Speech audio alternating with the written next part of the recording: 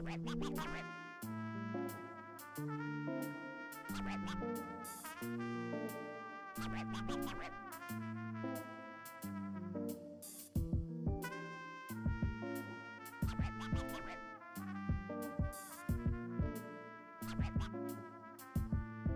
dónde está papi?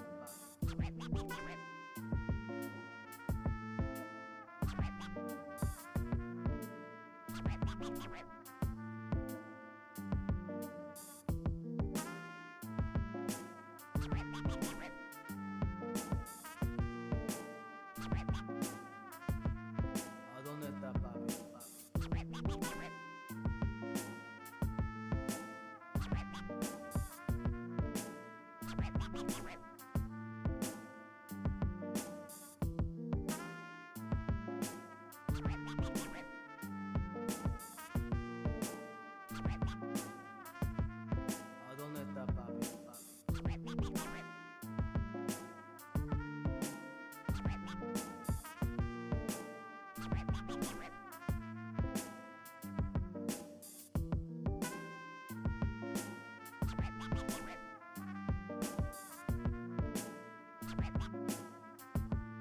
¿A dónde está papi?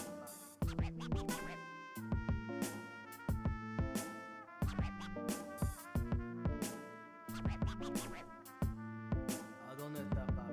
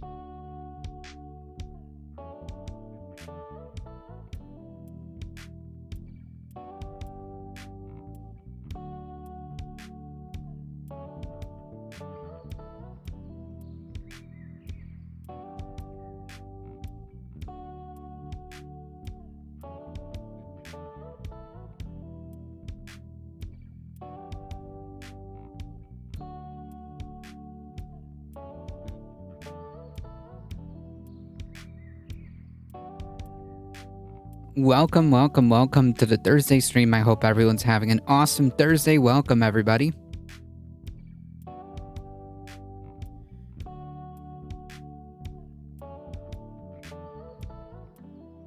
For some reason, the chat's coming up a little bit weird because I changed my settings on the computer, but that shouldn't affect how it comes out on the chat. I don't know. Whatever. Welcome, everybody. Echo Resto Dragon. How's it going? Whew. It is almost the weekend, so that's good.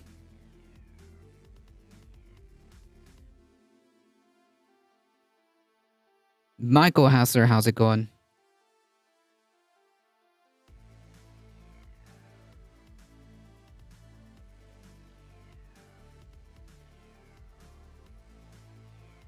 I think it's because of my themes. Let me see if I can... Themes and settings, alright. .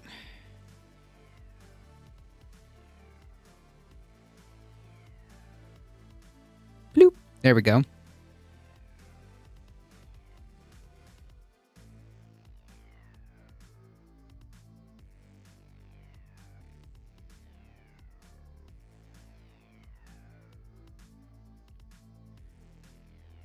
All right, folks, today my time is just a little bit limited, so what I'm going to do is get started.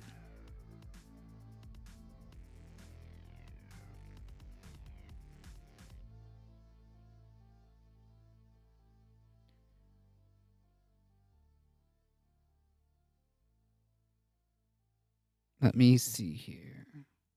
Let me do a test. See if I send a chat message. Oh, look, yeah, there it is. All right, we're good.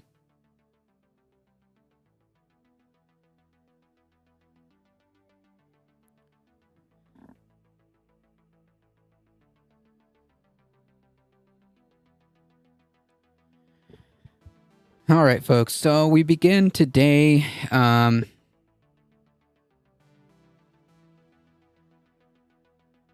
Just going over this.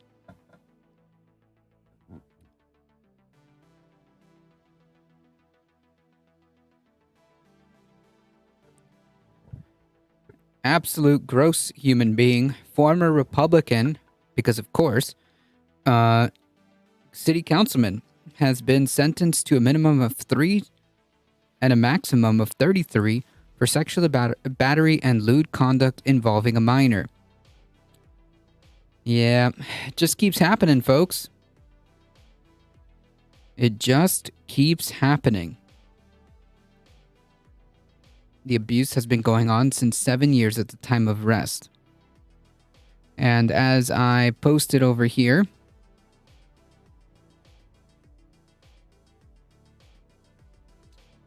just maybe less than 10 days ago.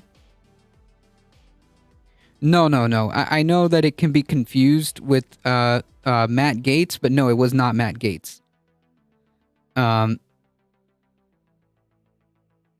About 10 days ago, another person who spray painted groomer, wonder where they got that from, during Pride Week has been arrested for possession of child pornography. It just keeps happening, folks. This is on March 8th.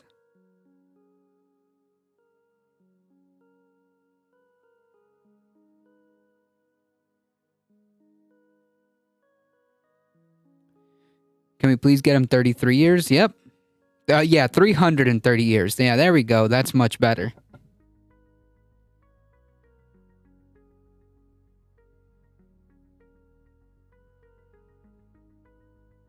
How's it going, Maple Leaf Dragon?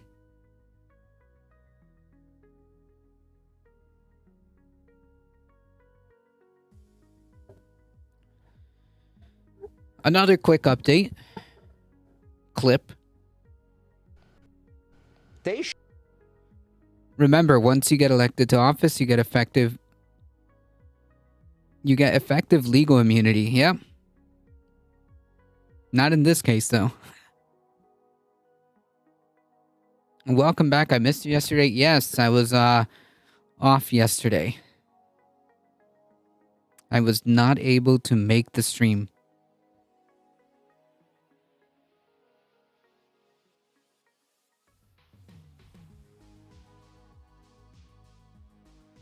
But that is A-okay because I'm here now.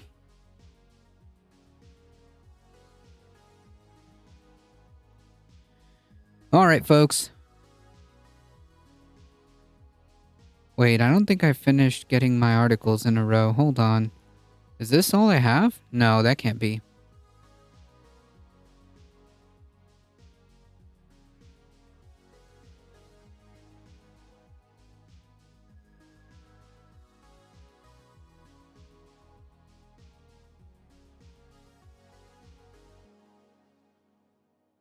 No, I think that's it.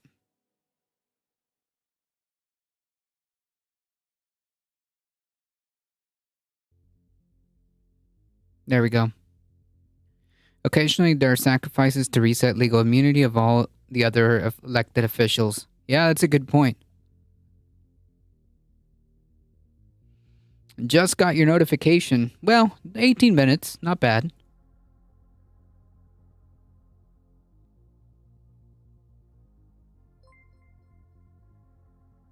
Bipedal Meatbag with the tier 1 sub for 3 months. Thank you so much. I appreciate that. Lindsey Graham is turning into an Oompa Loompa. True. These are verifiable facts. Tell us, Lindsey Graham. Tell us exactly what the most I missed you yesterday. I apologize, folks. I know I couldn't make it to stream yesterday, as I was saying. So, what would be the most obviously logical and reasonable response to the incident regarding this drone?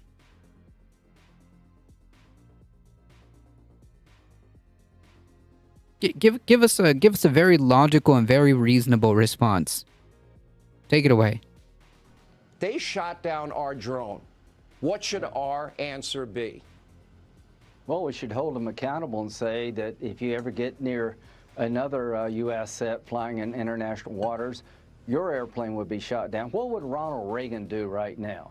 He would start shooting Russian planes down. What would Ronald Reagan do? Well, we can go back in time and see what he did during the Cold War, during that USSR incident. No, he did not start shooting down Russian planes for obvious fucking reasons. The one that the Russian... Yes, exactly.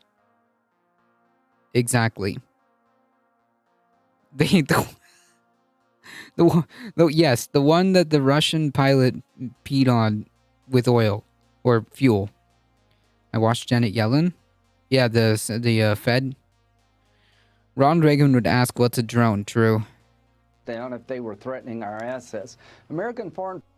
They shot... Yeah. Cool. Nice meme.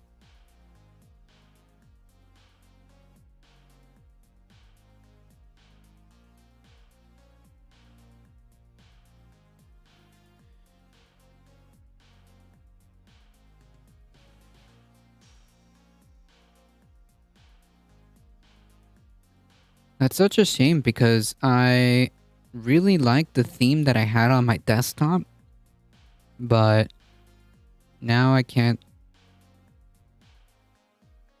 Well.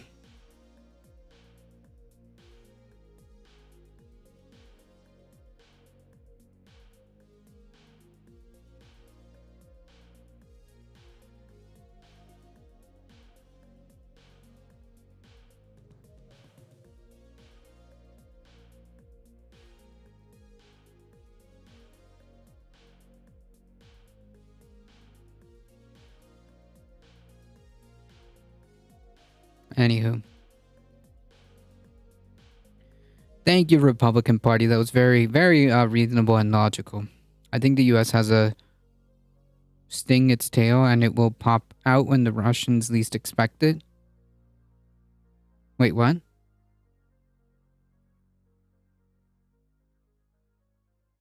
No, I don't think so. I think that the last thing we need to be doing is continuing to push and push.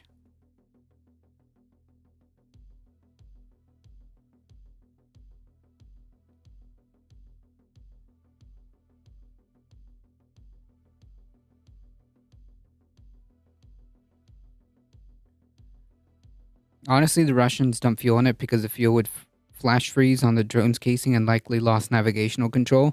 Pretty smart, actually. Yeah, like some of them were saying that that they were like novice pilots. I don't know about that. The maneuver was pretty tough. I don't know if a I don't know. It sounded very intricate to try to like time that, and and the knowledge that would happen. I don't know. I don't think that was like a novice mistake or like a novice pilot freaking out. Whatever.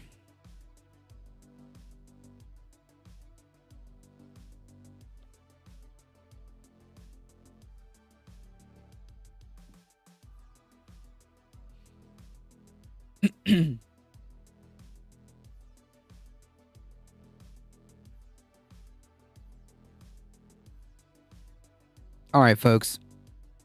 Let's no, I don't want to create a profile. Stop it.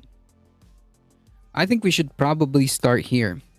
We've been following this case for a while now, and we've got a small update, possibly the conclusion to this case.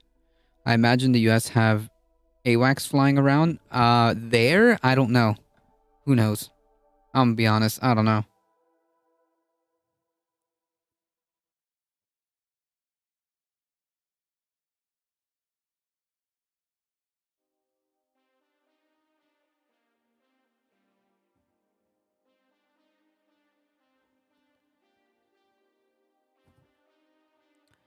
Judge appears sympathetic to abortion pill challenge in consequential Texas hearing.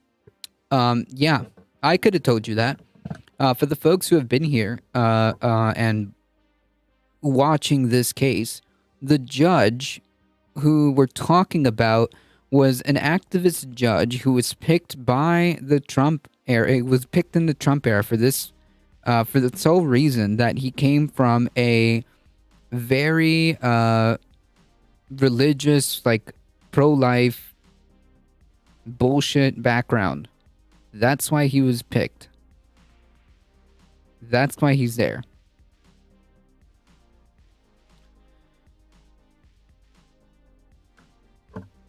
Amarillo, Texas, a judge appointed by the former President Trump heard arguments on Wednesday in a lawsuit that was yesterday that aims to ban an abortion medication that women in the U.S. have used widely for 2 decades.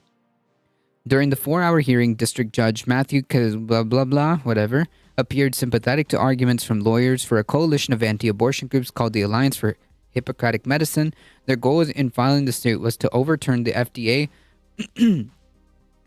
Got some stuff going around. The FDA's approval of the pill to terminate pregnancies, which account for more than half of the abortions in the U.S. At issue was a request in the from the plaintiffs for a preliminary injunction to pull mifepristone, one of the pills in the standard 2-drug regimen, off the market nationwide while the case proceeds. The drugs used in medication abortions have become increasingly significant in the fight over abortion rights since Roe v. Wade. And again, this is not just like abortion rights. This is not just abortion rights. It's the ability to have bodily autonomy and the right to self-determination. That's the whole crux of this whole thing. And the lobby group who filed set up shop in his district knew where this clown judge is the only federal judge. Oh yeah, no, they did this on purpose. They did this 100% on purpose. Yes, make no mistake about it. You're absolutely correct, Maple Leaf Dragon. Make no mistake about this. They did this 100% on purpose.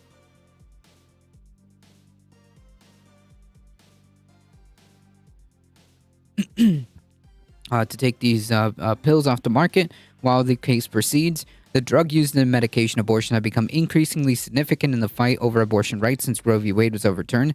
Should clown in question order a ban of mifepristone, it would further hinder abortion access across the U.S. Yeah, again, explain to me how this makes sense in any way, shape, or form. Explain to me how one single federal judge has decreed his bullshit fucking ideology onto all of us.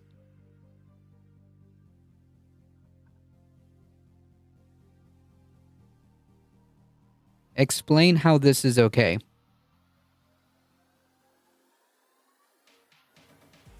A judge who was appointed, no less.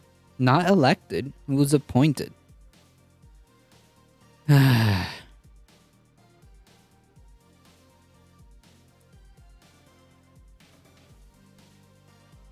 in Wednesday's hearing, attorneys for both sides focused largely on the FDA's regulatory and approval process and didn't mention abortion access or when life begins. Clown seems to offer the plaintiffs more windows than the defense to clarify and elaborate on their arguments, especially those related to FDA approval process and the scope of potential injunction. Right, because he's an activist judge.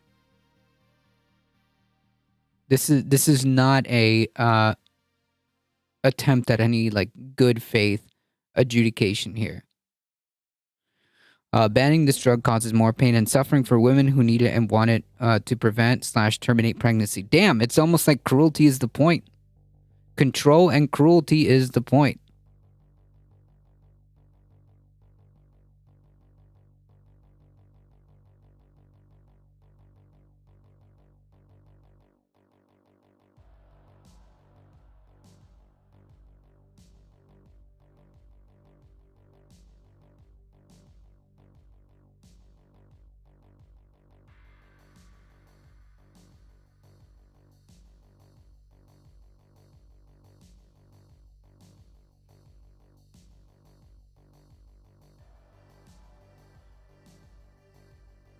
But the judge stumped the Lancer Hippocratic Medicine's lawyers when he asked whether they could offer another example of a drug with a long-established approval that was yanked from the shelves.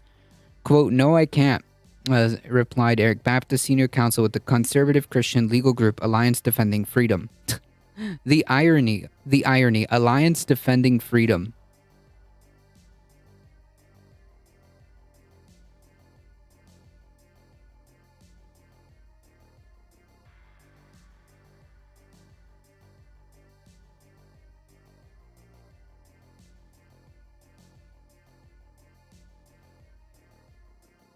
As to why the legal challenge came so long after the drug's approval, Baptist blamed the FDA, said it took the agency 14 years to respond to a citizen's petition raising concerns about mifepristone.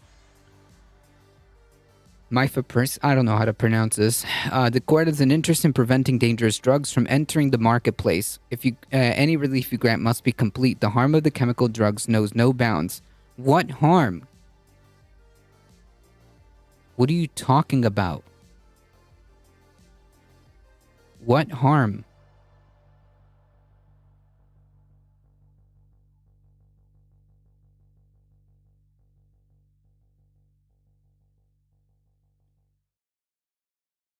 Like, if there was seriously a lot of, if there was seriously a very big problem with this drug, we would know by now.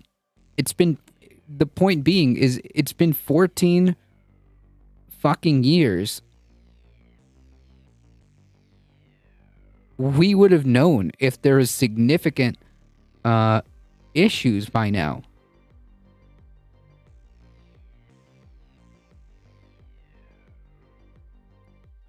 I spent a lot of time doing research last night, and I picked up some info about recent news. What do you mean? Mifepristone. Mifepristone. I'll take it.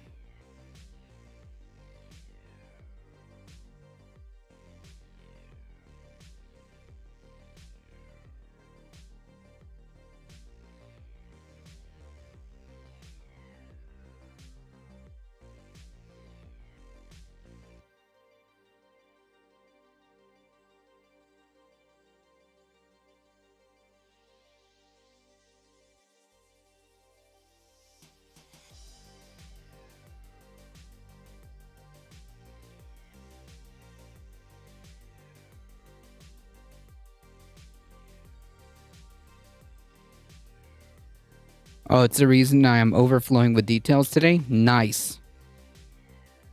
That is a good thing.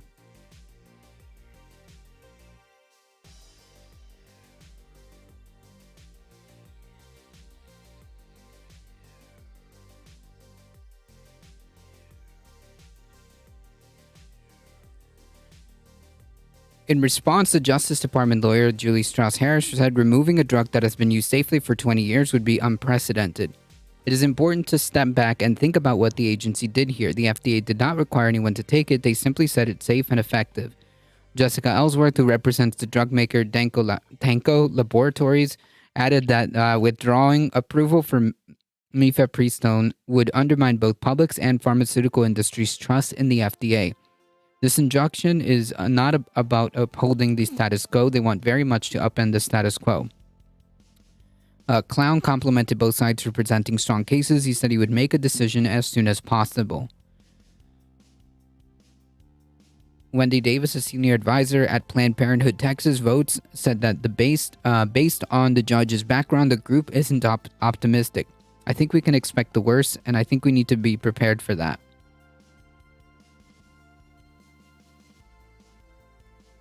Before Trump picked this clown to be a judge, he represented a conservative Christian group called First Liberty Institute. I love like the irony of all these fucking clowns, of all these right-wing clowns who always have like some kind of like freedom, liberty, things like that in their names. The Freedom Caucus. Yeah, okay.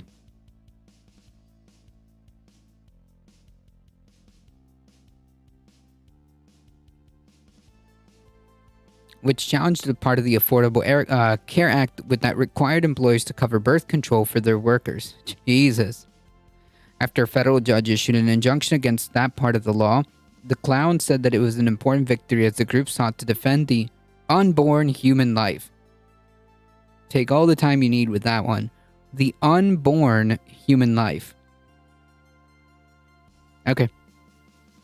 Outside the courthouse Wednesday was a smattering of abortion rights demonstrators and anti-abortion advocates who lined up before sunrise to secure seats in the courtroom.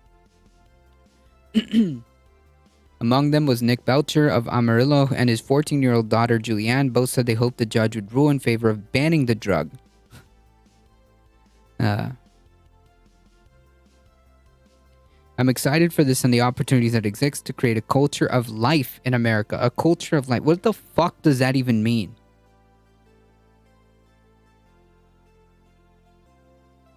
Can they actually represent real freedom and actual liberty for once? No, they're not interested in any of that. They don't care. Yeah, do not be mistaken. They don't care. When they talk about like freedom and liberty and all this other stuff, they mean the opposite of that.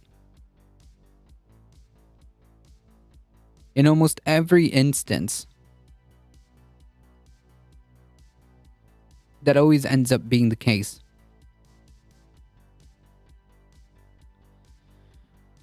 The hearing was the latest development in a lawsuit filed against the FDA in November. In previous court filings and statements on Wednesday, the Biden administration argued that Alliance for Hippocratic Medicine doesn't have the legal standing to bring the lawsuit. It said that the FDA's approval of mifepristone was supported by extensive scientific evidence, and taking the drug off the market would cause worse health outcomes for people seeking abortions, which is exactly what Maple Leaf Dragon just said.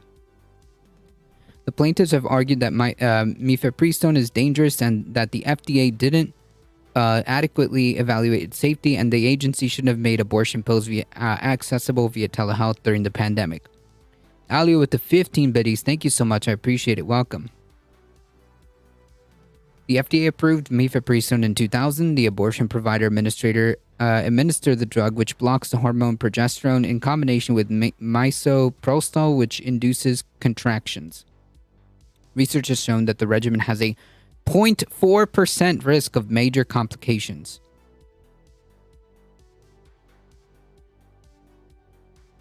.4%. Abortion providers said that if access to mifepristone gets cut off, many clinics would administer misoprostol on its own off-label. People in the United States deserve to have the most accurate, effective medications as proven by medical evidence, and mifepristone is definitely that. Well, there's your mistake right there. These clowns don't believe in evidence. That's the problem right there. That's problem numero uno right there. Red Druzzy, welcome. Quote-unquote culture of life is created in a binary that they can beat you over the head with. If you oppose that, then you're quote against life. Right. Correct.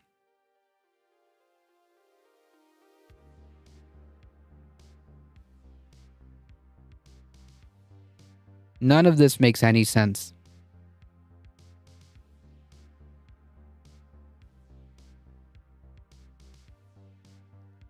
And again, it's not really about pro-life. It's not really about pro-life at all. There's nothing pro-life about their arguments. Culture of brainwashed life. There you go. Said Melissa Grant, a chief operating officer of Carafem, an online abortion provider that sends abortion pills through the mail in 17 states. Yeah, culture of forced births. Correct. Together, mifepristone and misoprostol complement each other extraordinarily well and are the best, most effective way to end an early pregnancy with medication. Right. Misoprostol is safe to take on its own, according to a 2019 study, although it could cause more uncomfortable side effects such as intense nausea, diarrhea, chills, vomiting, or cramping. The medication is slightly less effective than the two-drug combo. Its success rate generally ranges from 80 to 95, compared to up to 99% for the pair. Meryl Hoffman, the founder and CEO of Choices Women's Medical Center in New York, said that before hearing that the case suggests even state-level protections aren't enough to guarantee abortion access. Everybody's saying, well, New York is safe. As far as I'm concerned, there's no safe place anymore for women and girls in this country. Maybe this will wake people up. Right, because they're not going to stop. Okay? It's an unironic, slippery slope. They're not going to stop. They're not going to stop at overturning Roe v. Wade. They're not going to stop at contraception. Sorry, they're not going to stop at getting rid of this safe and effective way of ending pregnancies. They're not going to stop with these pills. They're not going to stop with contraception. I mean, they're telling you this out loud. This isn't a secret. This isn't a secret. If conservatives have the chance, they absolutely can and will implement a theocratic authoritarian state. They can and they will.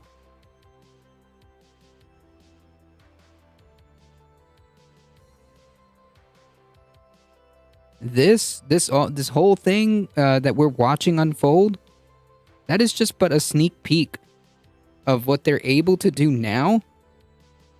But I guarantee you, if we find ourselves in a situation where you have a Republican House, Senate, and presidency, they already have the Supreme Court.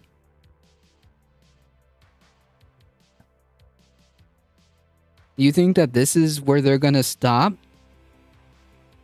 No. A party or ideology or movement that doesn't believe in bodily autonomy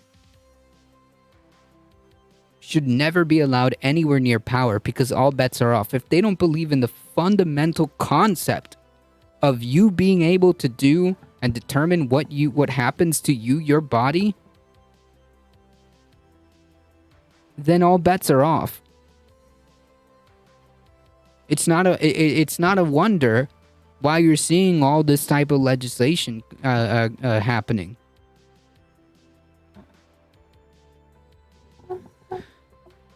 It's not a wonder, folks. They're literally telling you. People like fucking Michael Knowles, Matt Walsh, those type of people are telling you exactly what the plan is.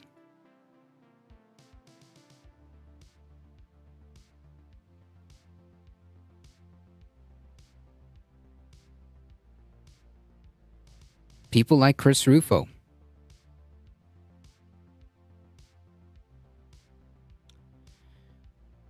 We'll definitely keep an eye out on the final ruling of this case. But yeah, not doesn't look good, folks.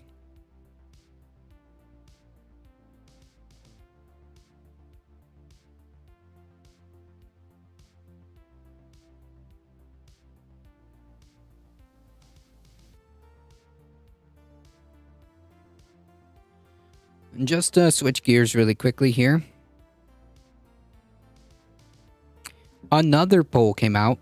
Another Quinnipiac poll finds that still Trump is very comfortably ahead of DeSantis. Even he hasn't again officially decided to run.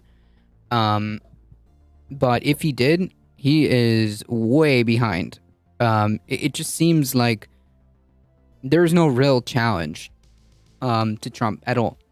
And in a way, it's preferable because DeSantis is much more dangerous than Trump. He is much more capable than Trump. So, in a sense, that's the silver lining of this. The other silver lining that's kind of intertwined is that it will be a pretty nasty primary should DeSantis decide to get into it, and it's gonna hurt Trump's general election chances.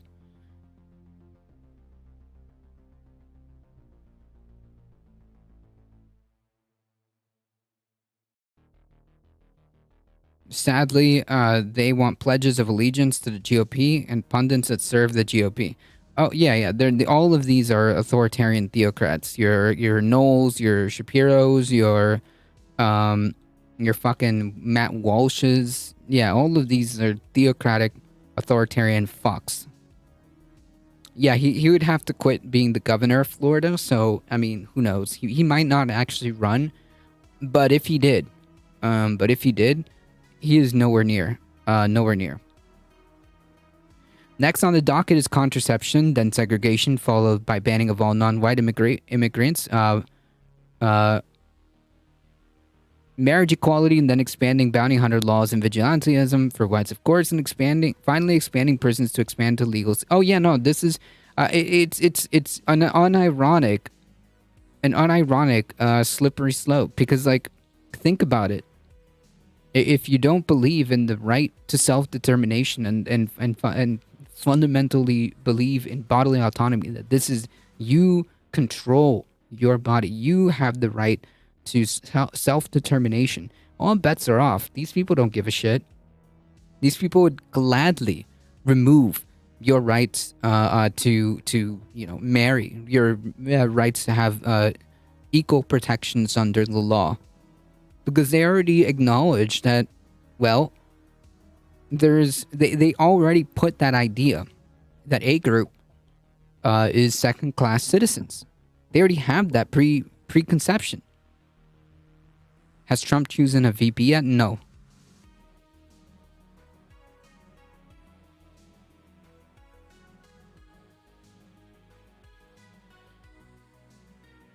Oh yeah, they would love nothing more than to return back to, the good old days. Anyways. Former President Trump is taking the lead, has taken the lead, continues to take the lead. That would be a better phrasing. Okay, whatever. The 2024 presidential primary at Quinnipiac University National Poll states, according to the Quinnipiac poll, Trump is ahead of at least 15 Republicans who have either declared or that they're running or potential candidates.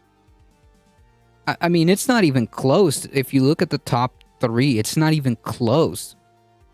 Quinnipiac's poll states that 46% of Republican and Republican-leaning voters support Trump, while 32% support DeSantis as a potential candidate. So even if, like, he were to run, he has a, 14 point deficit? Nah. 5% for Nikki Haley. Oh, man. Yeah. Good luck. In the February poll, Trump led DeSantis 42-36. In a primary matchup between Trump and DeSantis, Trump received... Okay, so this is just in a head-to-head matchup. Trump receives 51 to 40%, which is a 9-point deficit, almost a 2-digit deficit. So I just don't see it. I don't see I don't see a scenario where Trump isn't the nominee. That's just the way it's going to end up being. Which, again, the silver lining here is that even though right at this very moment, a general election between Trump and Biden is a coin flip, it seems to favor Biden a little bit.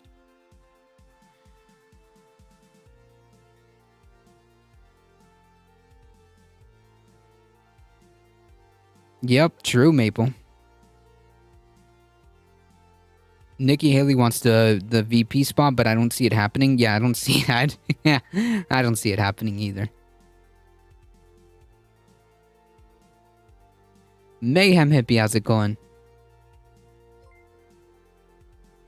Oh, Mayhem Hippie with a tier 1 sub for 9 months. Jeez, thank you. Way to make an entrance. I appreciate that. Welcome, welcome.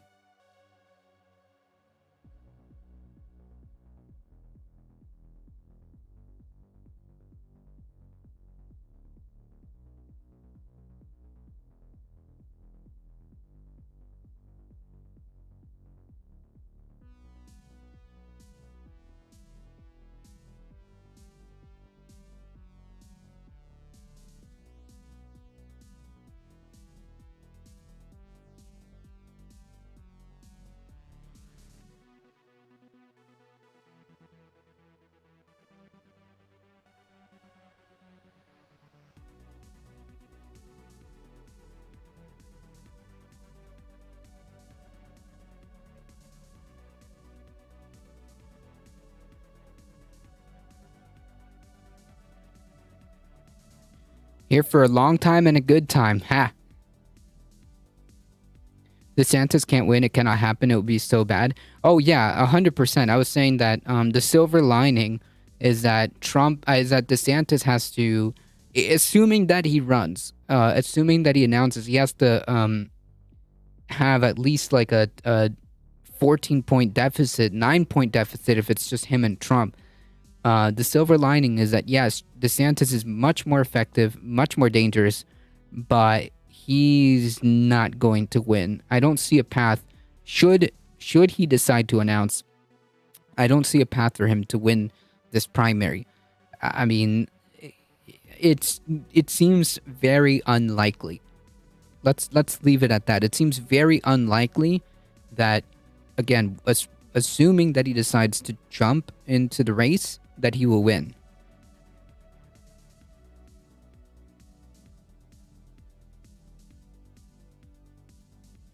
I heard DeSantis' trip to Iowa was a huge cricket festival. Yep. He'll also divide the MAGA camp. That'll work in our favor. Yes, if it ends up being a DeSantis-Trump primary, DeSantis is going to lose. But as I was saying, it's going to be a very bloody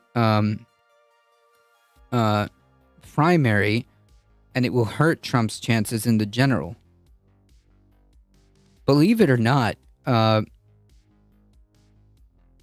DeSantis has a slight edge of winning a general face-off against Biden, which is scary enough as it is. DeSantis is very popular in Florida, but he has to resign as governor unless he wants senator. Nah, if anything, he would run for president. Who knows? I don't know. Trump will run from prison? True. If Trump gets indicted, he would definitely run from prison. 100% guarantee.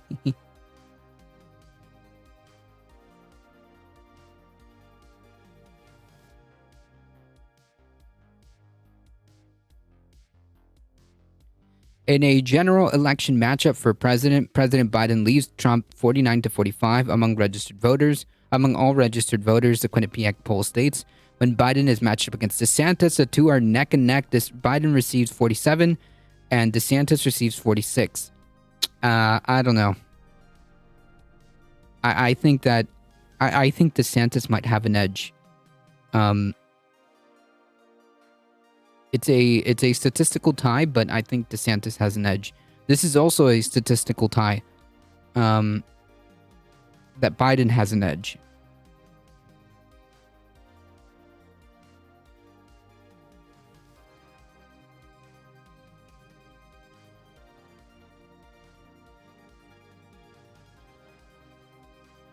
Yeah, they're absolutely wild. And here's the thing, like, think about it, Alio. If you know that these people are so divorced, so far from reality, so divorced from reality, and yet and yet they are statistically tied right now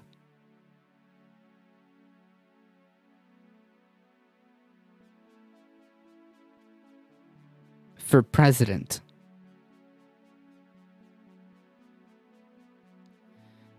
Fun times, folks.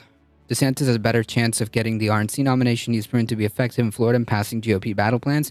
Yeah, but I just don't see it. I don't think he has a path, really. He is more effective than a Trump. He's definitely more dangerous. But I just don't see, like, they tried to kind of prop up DeSantis for a bit. Like, they try to see how, like, they can feed him to the MAGA crowd, but it's just they're just not as enthusiastic, right? As they are for the dear leader. It's a cult. It's a cult, Mayhem Hippie. It's a cult.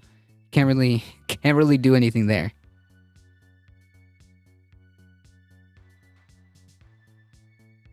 Now is the time for Joe to legalize weed. True.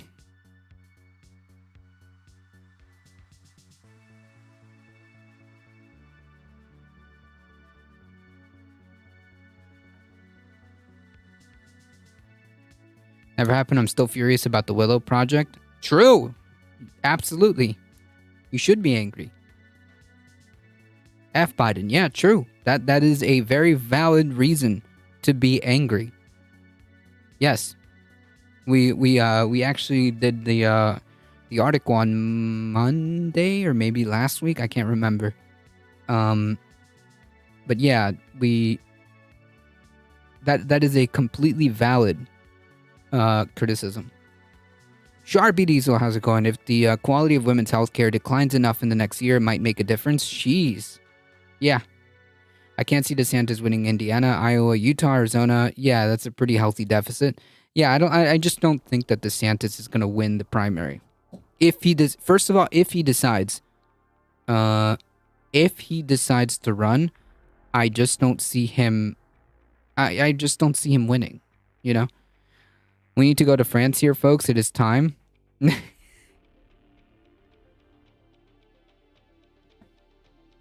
My money is on Buffy taking out Willow.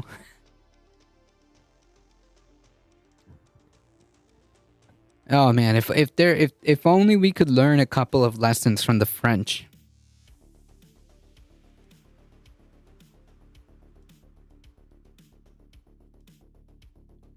If only we could learn a couple of lessons from the French.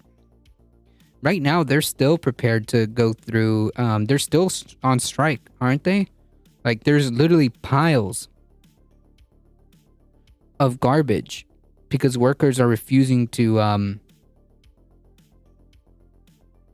pick up garbage, and they're so far. Macron's actions might actually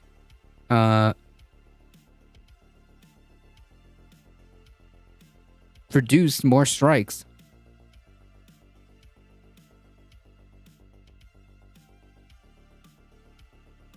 RNC will be, yeah, Florida man versus Florida man, true. The UK has made the retirement age of 68. Sheesh. Imagine being forced to work until 68. What a garbage system. I saw a post where someone said that they're not reporting on it. They don't want us to know. I will say this, Sharpie Diesel. I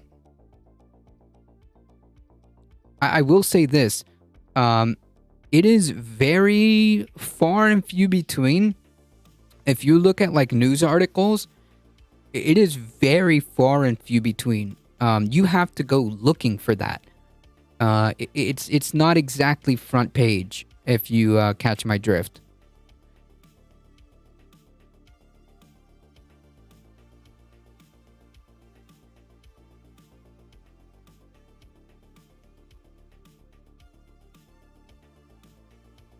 Anything I've seen on the French protests is on TikTok. Yep. It does show up on my Apple News feed. Damn. I have not seen many articles at all.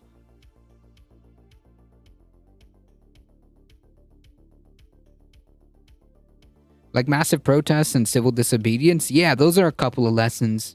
Like a big strike, maybe. One would almost say like a strike of the entire country. Or another way of putting it, maybe like a national strike, you know, a general strike. I'm inspired by a certain Japanese method of protesting. The bus drivers were striking, but they still drove their lines. They just let the people ride for free. Nice.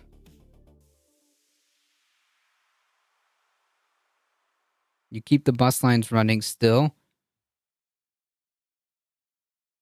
And you just don't charge people. Nice.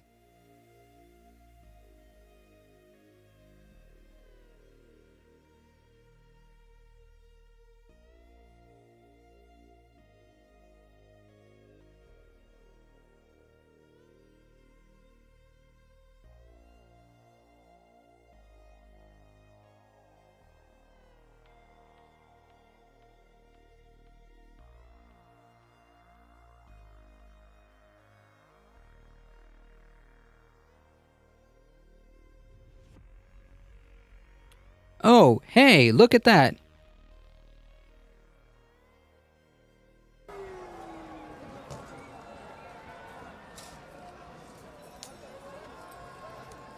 This is 2 hours, streamed 2 hours ago, folks. Vraiment, je suis mal placé en fait.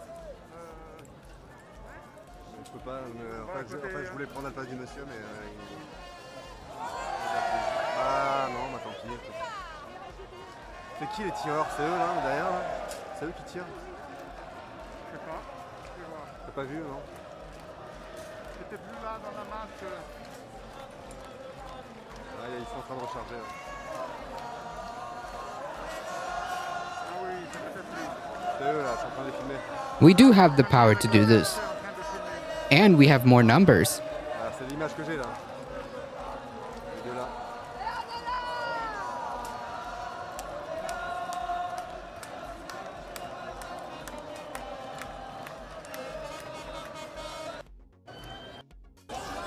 Get to more of the spicy moments.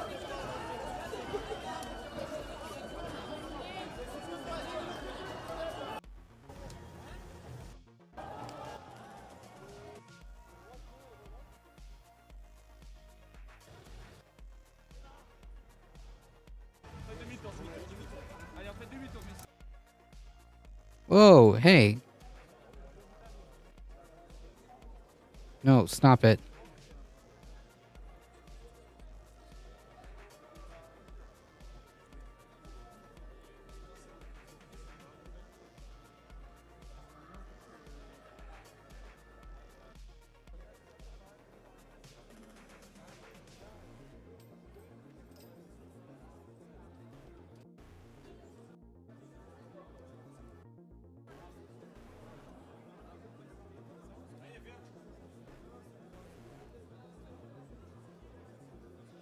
The AP in France is not reporting on this at all. Sheesh. They don't have to worry about losing their healthcare. Yep. There are a couple of general strikes coming up, one in April and one in May. What, in France? In France or here? We could cripple the greatest nation in the world if we just stood together and held it hostage to our demands. Yep.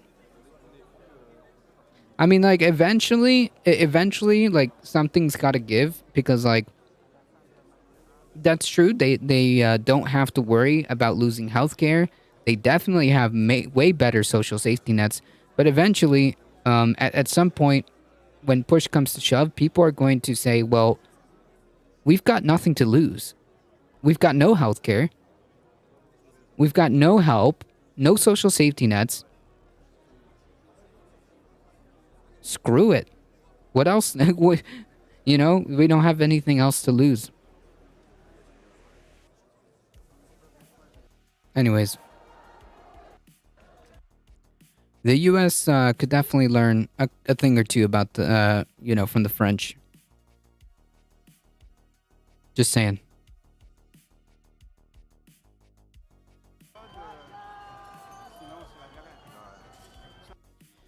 It's mostly in French news outlets, the BBC, German news, and some Canadian and Middle Eastern news outlets. Very interesting.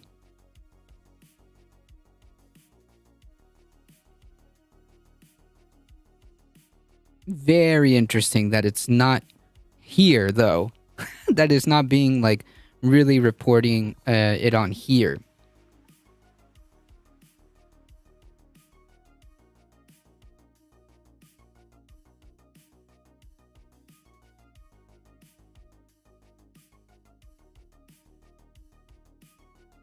The U.S. is doing a fine job of not giving the people just enough to not make the people riot.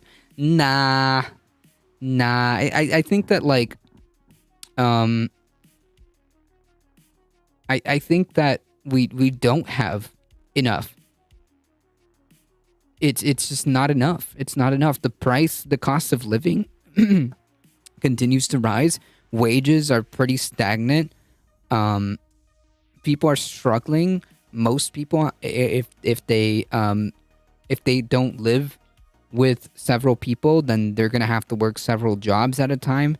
I mean, there are people who literally work full time that are living out of their cars. I mean, the U.S. doesn't really protest. Not really. Not like that. Not like that. Source: Ground News. Yeah, it's very interesting how, like, the American news outlets don't really pick up that or don't really make... It doesn't make that front page headline. I know it's, like, international news, but it's just interesting. People are struggling, but they're not on the streets, is what I'm saying. I mean, it's getting harder to justify. I mean, I don't know if you've seen, like, just how bad things are. But it's bad. It's bad. Also, to piggyback off that, Cygnus, people are literally being forced to work multiple jobs, as Maple just pointed out. When do you have time to protest? When do you have time to organize? If you're too busy trying to, stay alive. Like, maybe if I could think about what you said in a way that, like, makes sense, would be like, yeah, they've essentially forced people to have not really much of a choice. I mean, you have to work, you have to pay bills. If not, you're on the street. If not, you're on the street. How do you feed your family? And they know this. It's capitalism's self-defense mechanism.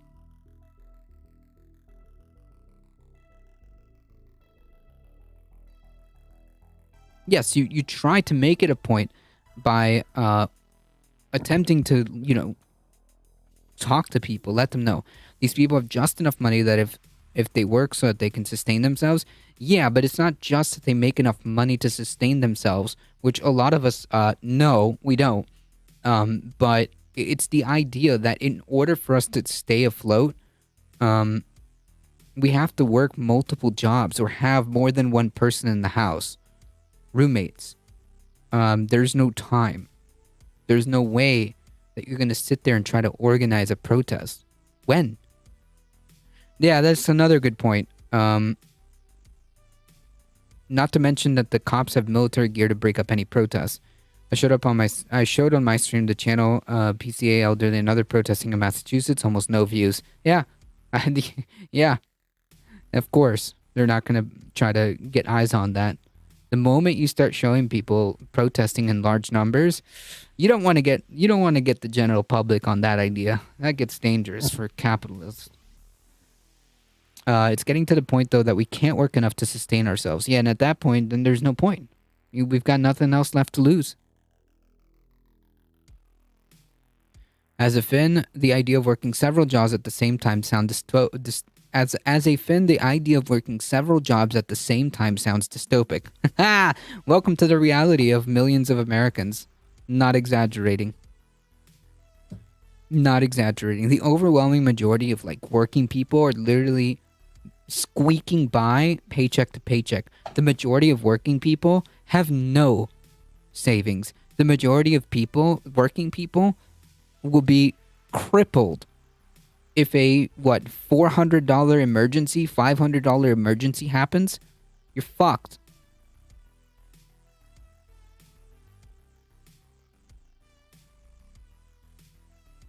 So, I mean, yeah. We've got no health care. And if we do have health care, it's expensive as fuck. And if we do have health care through a job, well, we can't really lose that job, can we?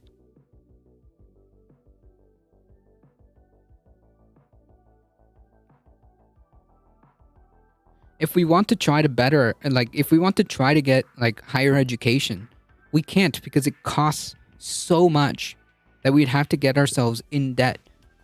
So that's not really viable.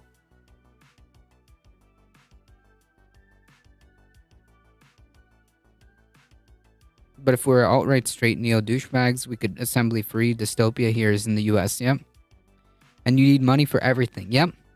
You need money for everything, exactly. You want to feed yourself? Well, America's a magnificent place to live it if you have money. I mean, yeah, but that's kind of a problem, right? Because how many of us have money?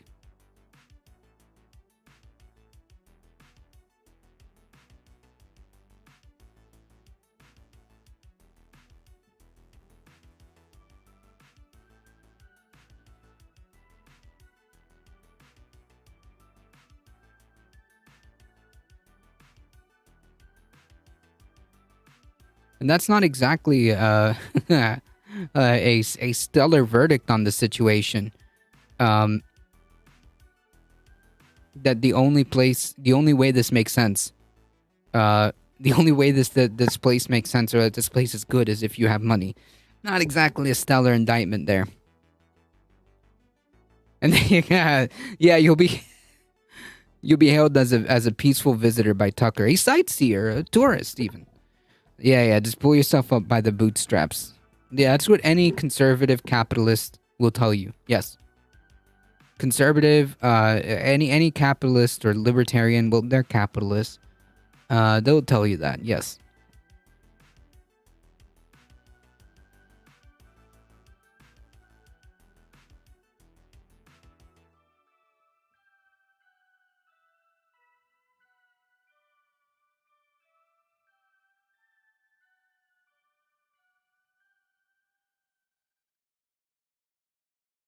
What? Why is my YouTube changing? Okay.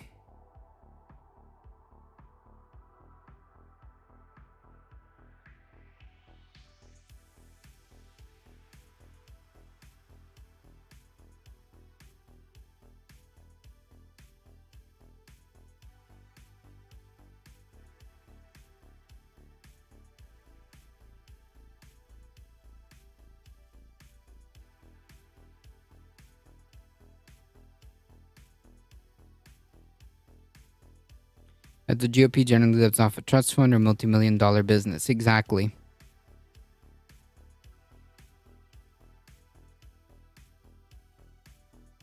All right. Switching gears, we have another train incident. Train hauling corn syrup derails in Arizona. A freight train carrying corn syrup, not hazardous materials, derailed in western Arizona near the state's border with California and Nevada. Railway spokesperson Lena Kent said there was no injuries in the derailment near Topak, and according to the preliminary reports, no hazardous materials were involved. A spokesperson for the Mojave County Sheriff's Office, Anita Mortensen, said that she was not aware of any spills or leaks. The cause of the derailment was of approximately 8 cars is under investigation. The main track is blocked and said it is not known when it will be reopened. The derailment comes amidst a heightened attention to rail safety nationwide, following a fiery derailment last month in Ohio, and a string of derailments since then that have been grabbing headlines across, including ones in Michigan, Alabama, and other states. Yeah, I mean, like, listen, once again, if these companies are unable to handle the burden of safety and are incapable of making sure that there's enough crew and making sure that this is, that there's sufficient crew to handle these operations, if they are unable to do that because they're too busy attempting to see how much profit they made that quarter, then in my humble opinion, it is time to relieve them of this burden and just fucking nationalize them. The whole lot of them. That's simple. It's that simple.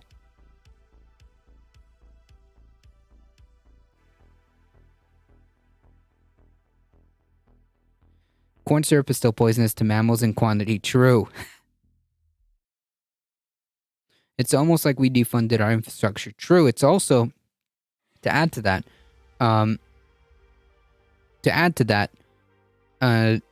we're relying on private companies. Why? for something so crucial like public transport of goods. Something vital to national security. I don't understand why this is in private hands. The same goes for these energy companies too. You can send that to me in whispers. I don't know why. I thought subs can do links, but apparently not.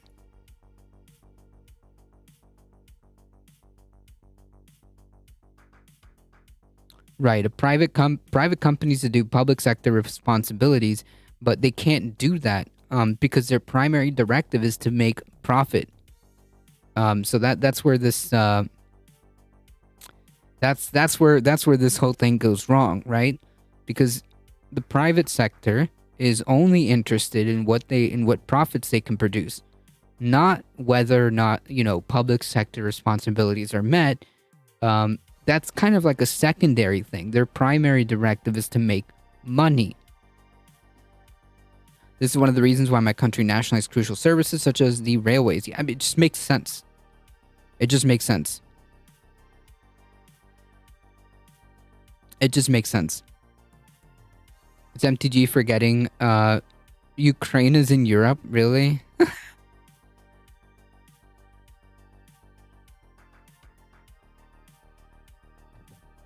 I wonder what it would take for the US to start nationalizing companies. They won't. What it would take, I mean, like, if you want like an actual path as to how that would happen, I think that, like, in the same kind of realm as the government can say, like, we're gonna do eminent domain and just kind of take over this and pay the owner of that land whatever its value is and just kind of pay them and then take over that land. I think in a similar process, you could probably say, like, listen, from now on, we're just going to pay you off, buy you out, and, like, that's it. You're done. See you later. That's the only, like, feasible way that this could possibly work, but I don't see it.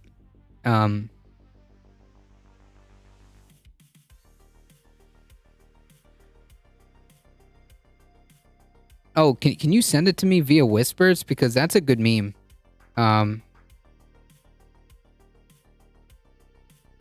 We could use a little laugh. There's no money in that. That will happen after they nationalize power. Never gonna happen. Yeah, they're not gonna nationalize the rail industry. Yeah, something like that. Paying you $100 to F off.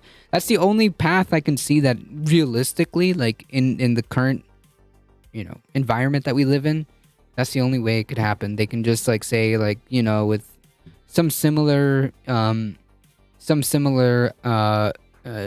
way of using, like, eminent domain, they can just kind of, like, say, we're going to buy off this company, or we're going to become essentially, like, majority shareholders. Like, basically you have no say anymore.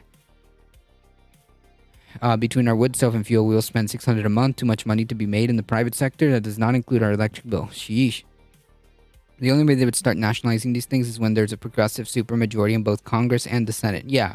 When actual realistic talks about nationalization won't start until that happens. Yes, that is true.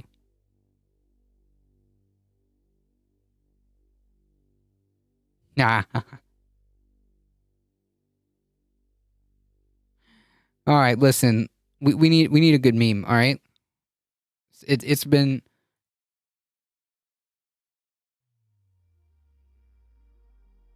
a wild news cycle since like years now.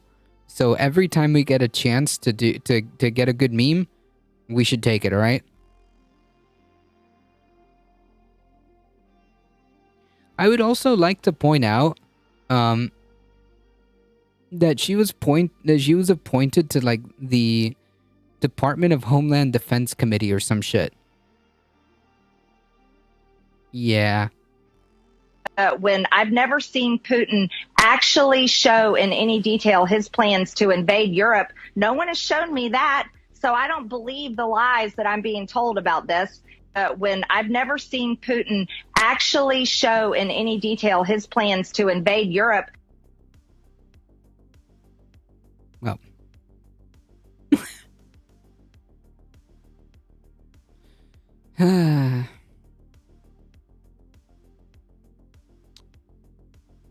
Yeah.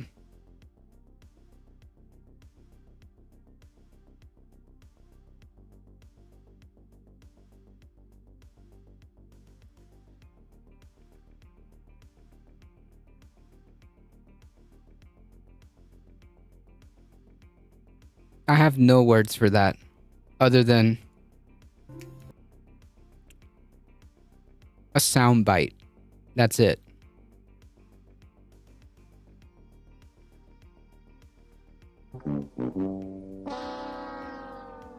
Yeah. Why the hell would Russia show you their plan anyways? Yeah, exactly. I haven't seen anything, so therefore it doesn't exist. And someone failed geography? But okay. Hey, Echo Wrestle Dragon, how's it going?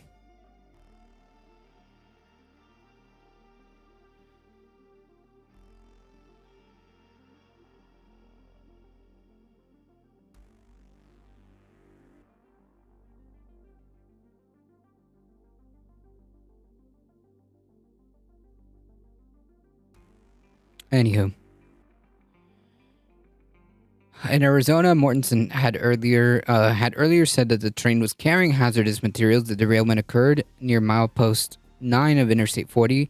Mortensen said, which is a rural non-residential area about 20 miles of north of Lake Havasu City. The sheriff's office had notified the National Transportation Safety Board and the BNSF, the two entities that she said would be responding to the accident. The NTSB also did not respond for a request for comment. Officials seeking to avoid uncontrolled blast into... Oh yeah, this is all the Ohio stuff. The story has been updated to correct that the derailment involves train carrying corn syrup, not hazardous material, according to the railway. Yeah, according to the railway. Cool. Whatever. Anyways, my point of bringing this up is like this keeps happening. And rail companies can't be bothered to make sure that some like basic shit is met. So I mean, at this point, it's just like this has never been a better argument for just beginning to nationalize these things. There's no reason why they need to be in private hands. If these companies refuse or are incapable of providing this public service for the public and making sure that we have like safe working rail systems that include proper safety precautions, proper safety measures, procedures, enough personnel to make sure that everything is under control. If they can't do that, if they're incapable of doing that because they are too busy trying to produce profits for their shareholders, then we should relieve them of that burden. It's that simple.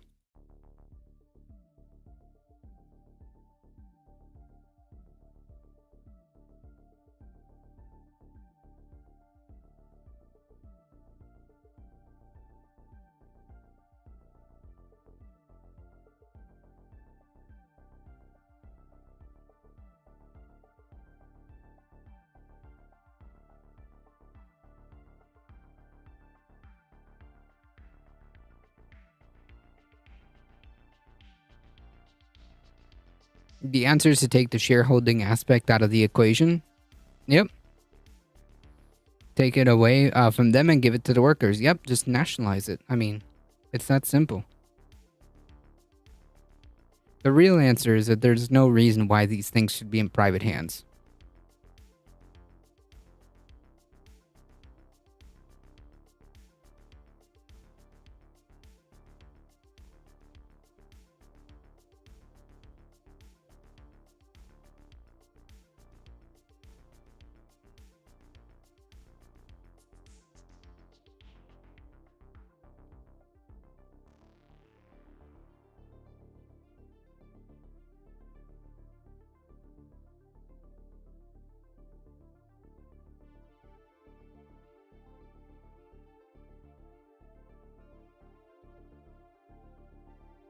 Alright, folks, let's switch gears here.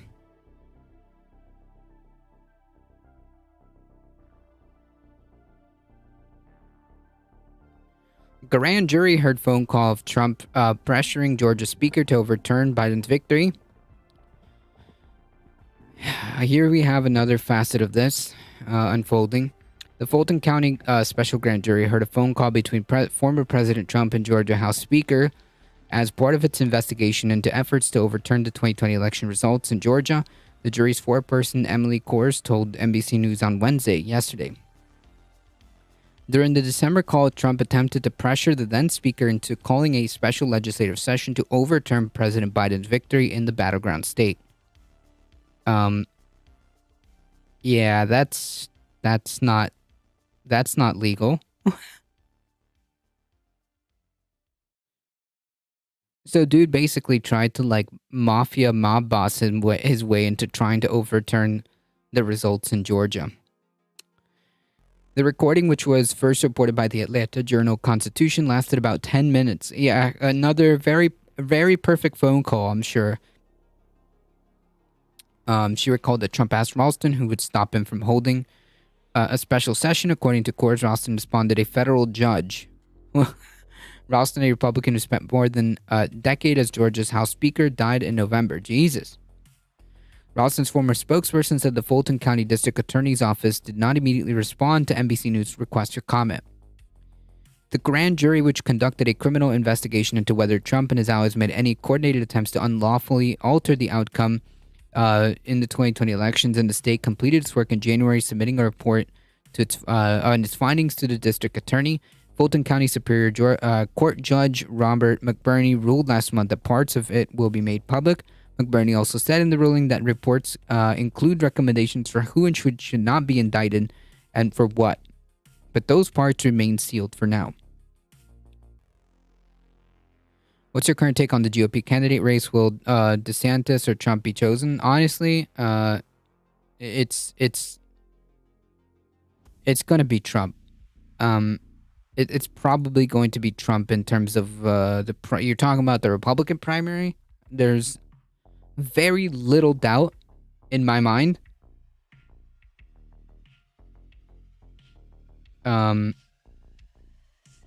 There's very little doubt in my mind that Trump will lose.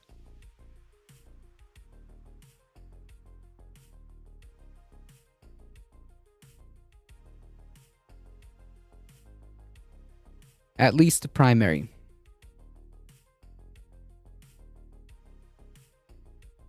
A group of news organizations have petitioned him to make the report public, and he agreed with some of their reasonings. While publication may not be convenient for the pacing of the district attorney's investigation, the compelling public interest in these proceedings and the unquestionable value,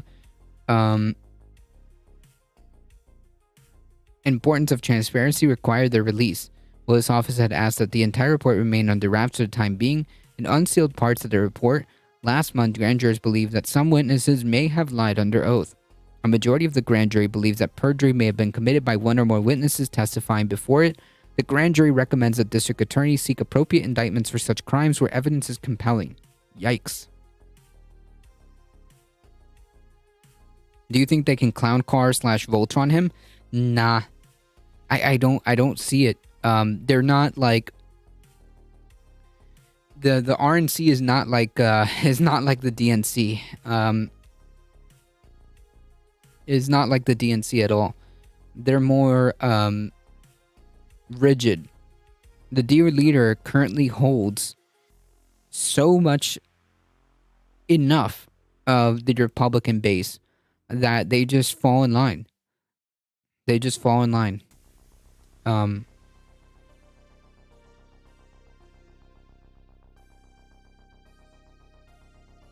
Even in a 15 potential matchup, Trump has like 46%. The only person that is in second place is like Ron DeSantis is like 36, if I remember correctly. Like, it's double-digit deficit that I don't know, or I don't think he can overcome.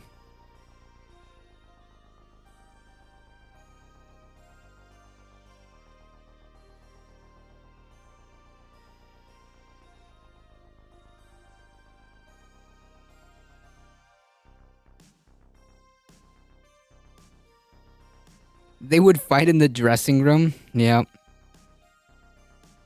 What if they teamed up? I don't think Trump's pride will let him. I don't think Trump's pride will let him. His narcissism will not let him make the logical decision that if they were to hypothetically team up, a Trump DeSantis ticket, as far as like the conservatives are concerned, would be a pretty good ticket.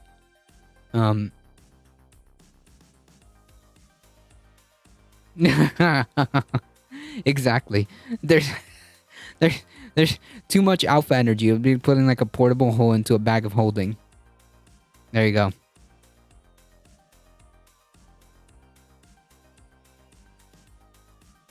But yeah, I don't see them cooperating. I mean, it would shock me if Trump let that go. Hey, Bond Dragon. Exactly, just an explosion of astral sea shit. Oh man. In an interview with NBC News Nightly News, court said the grand jury recommended indicting over a dozen people, which might include the former president. There are certainly names that you will recognize. There are also names you might not. She said the list of recommended indictments is not a short list, and there is definitely some names you expect. I don't think there's any giant plot twist coming. I don't think there's any giant... That's not the way I expected this to go at all, and I would not expect you to be shocked, which is, I guess, the foreshadowing. But yeah, we'll see.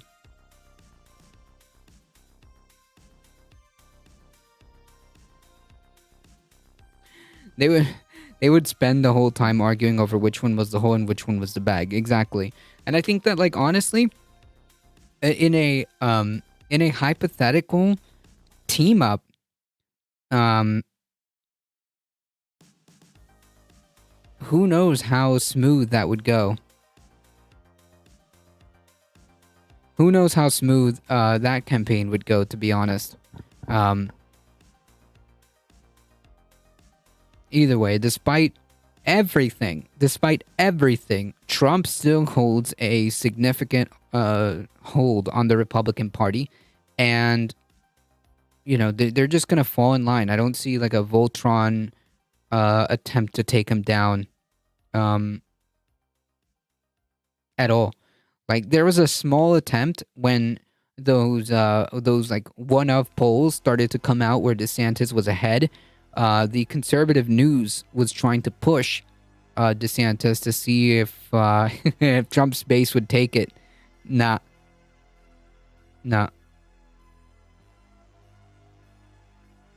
They didn't. It's a cult, all right? It's a cult. They're gonna fall back behind the dear leader.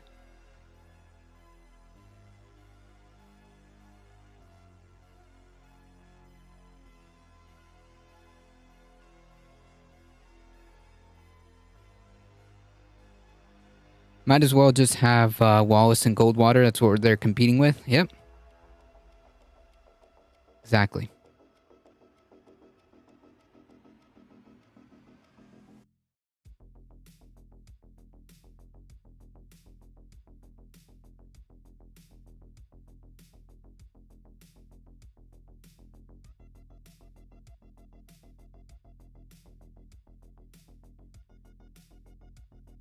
When you're on Slack, Hey. you can say what you think, and then you can edit it, fix it, adjust it, add an emoji, and make sure that the No more drilling on federal land. No more drilling on federal lands. No more drilling, including offshore. President Joe Biden has just broken a major campaign promise, and I'm going to discuss what that is. I'm also going to break down what their defense of this is. I'm also going to show you some reactions online, including from a former Democratic vice president, and I got a couple of clips in this video as well. So this broken promise is on the issue of climate. Here it is. The administration has now approved the controversial Alaska oil drilling project. So before I get into more on this, I want to show you what Joe Biden said during a debate in the Democratic primary. Number one, no more subsidies for fossil fuel industry. No more drilling on federal lands. No more drilling, including offshore. No ability for the oil industry to continue to drill, period. Ends. There you go. A very clear campaign promise that was just True. Expect politicians to break campaign promises. They're not called administration promises after all. True. Loophole. True. True. You know what? That should be like, why is that not like a main talking point? Like, my administration is going to do X. A Biden administration will do X, Y, and Z.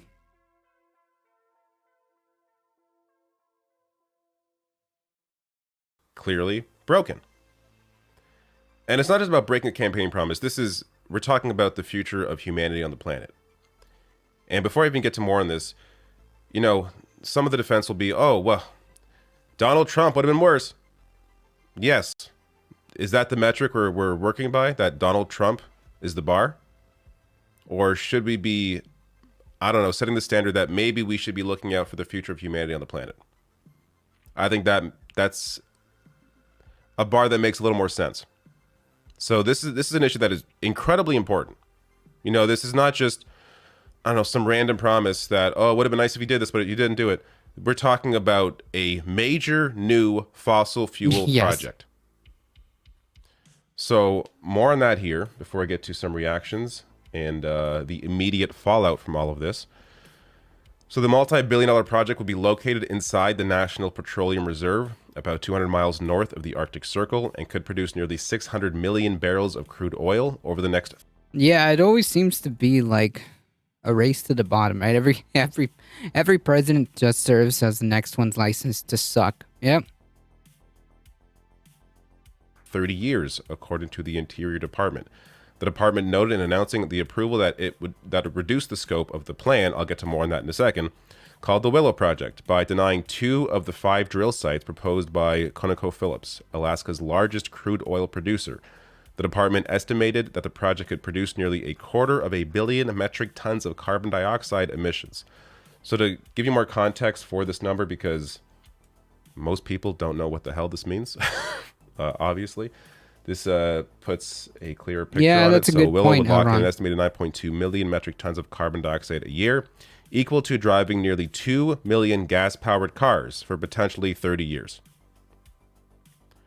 So this is a massive project. And if you read more into this, it's unlikely a project like this of this size will come up again because of the immediate blowback and immediate lawsuits that a company trying to do this would likely face. And we're already, as I'll get to in this video, seeing that with this project. But this is a massive project. Now, the part of the defense from the White House is that, well, look, we reduced the scope of the plan. So they wanted 5 drill sites. Well, we said, no, we're only doing 3 drill sites. We took away 2. Only doing 3 drill sites. ConocoPhillips wanted 5. We told them no. Here is what the CEO of ConocoPhillips, Ryan Lance, said on CNBC just 8 days ago. There is I guess the worst outcome or political outcome could be the Biden administration approves it, but only in a limited way, what they call 2 pads. then it's not economic for you to. So it's got to be at least 3 what they call pads, correct? Yeah. So three spots to drill the wells from to develop the field. Yes, and we've been very clear with the administration that a 2-pad approval is like not approving the project. But then they could say they approved it and ConocoPhillips didn't do it. Certainly, that's what people worry about, and that's why we've been very clear with the administration. A 2-pad approval is a not approval of the project. Jesus Christ. I mean, how brazen? How brazen? I'm sorry. Who's in charge here? Wait, the companies or the regulators or the regulatory bodies?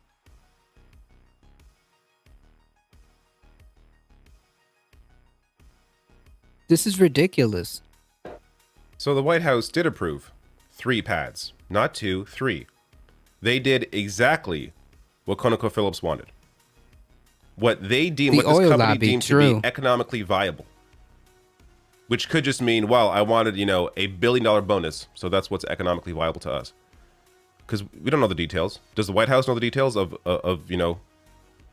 their what's in their books? Are they looking over the numbers and seeing what's going to work for them? No, they're just listening to what the company says. The company says what's viable for us is three pads. Why not? When you're injured, you deserve.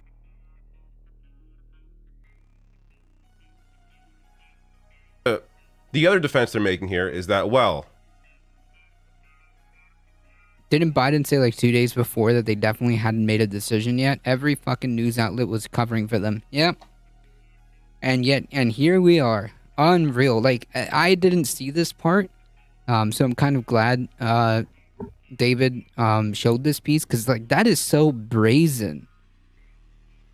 The audacity. It's like essentially like, so just to like kind of put it into perspective, essentially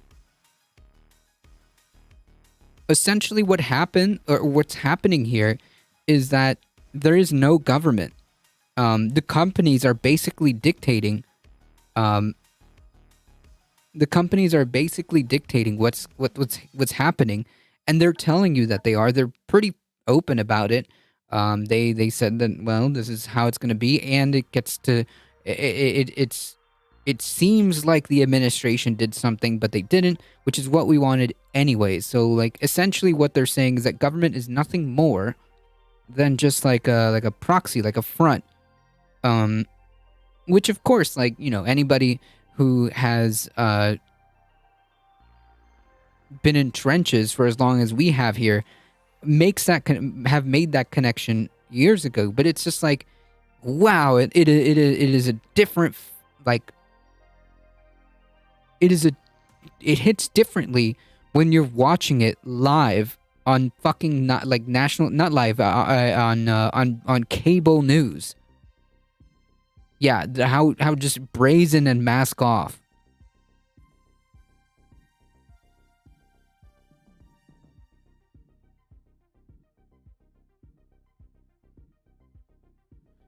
I do not know why we pretend to be surprised anymore. Their profits are more important than life continuing on this planet. Hurry up, mothership, in our solar system breaks up. Oh man. It's just like, it's not that it's surprising that, like, this is like what capitalism does. It's just more like, wow, how in your face, how brazen, the audacity of these people.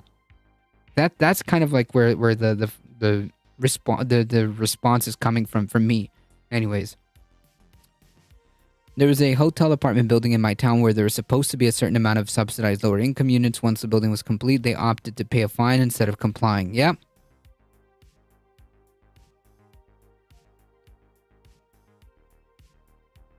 Yeah, exactly, Bob Dragon. Exactly. It's just like the level of like, damn, really? It's like that? You guys are really going to come on fucking cable news on national TV and just be like, yeah, essentially you guys don't really have a government. It's like us telling what, us calling the shots. There's no, they're like, the government is there as a front. Okay, make no mistake, plebs. Listen, plebs. The government doesn't really exist. It's more like a front for us. We just kind of say what needs to be done, and it makes it, we have this little back and forth to make it seem like the government is doing something, like it seems like there's some kind of negotiations happening, but no, like it seems like there's some regulatory bodies that exist, but not really. But yeah, anyways, back to whatever, entertainment and whatever celebrity nonsense and whatever, capitalism does to distract people. Like, don't pay attention to this stuff. You might actually start thinking, and we can't have that. We could have been sued by the company because it's their land. It was already kind of pre-approved before. We'll then go through with the lawsuit and see what happens. Try and fight it, as opposed to just giving in and giving them exactly. Right, and furthermore, like, listen, bro, I would just be like, hey, fam, there's a national emergency going on, and we're gonna need to, take some measures. So yeah, whatever it is. What they asked for. So more on part of the defense here. This is from the Washington Post. Quote, this was an existing project that the U.S. government had already given ConocoPhillips the rights to the reserves, and they would have lost in court if they had been sued and forced to greenlight this project, said Amy Myers Jaffe, director of the Energy, Climate Justice, and Sustainability Lab in New York University School of Professional Studies.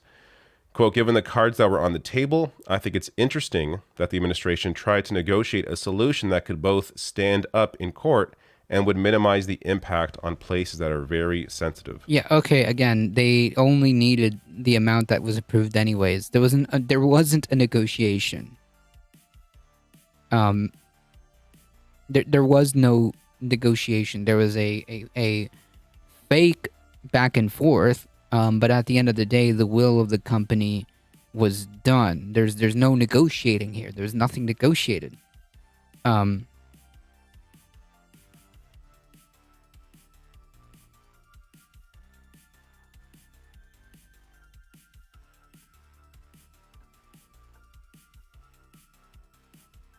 Paquita the cat has decided to come say hello.